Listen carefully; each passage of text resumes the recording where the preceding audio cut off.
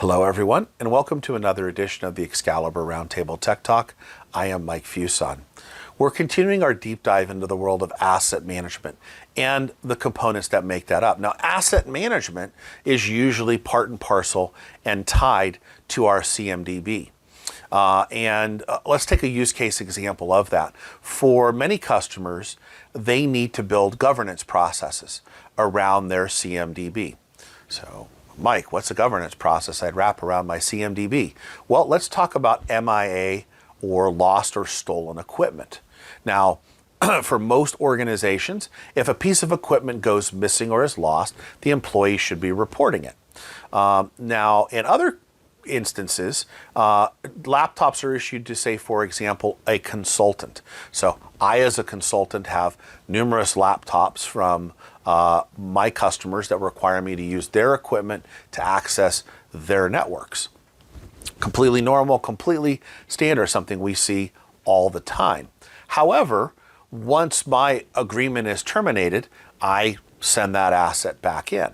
Now, what happens if that asset doesn't reappear? They are seeing it check in with the network, so they know I'm connecting while I have it. And then all of a sudden, 2 months go by, it hasn't chatted with the network, they don't know where it is.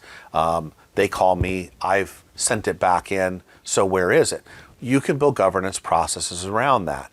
An asset doesn't phone home for 30 days. We're going to mark it as a questionable asset and do a little bit of research to find out where it is. Well, my project was paused, so I haven't connected for the last 30 days.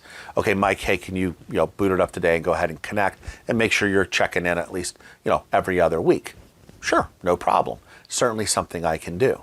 Or I've sent it in, and the manager that I sent it into has it sitting in a pile of boxes on his desk. He didn't get a chance to get it down to desktop support to be reimaged. Now we've discovered that asset.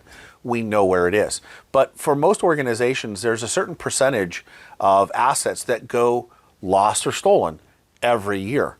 Do we know that they've been lost or that they've been stolen? Or do we find out when we're starting to do retirements of assets? Or do we maybe never realize that that asset went lost or stolen? For some organizations, they have fiduciary responsibility for if an asset goes MIA, they may have reporting requirements.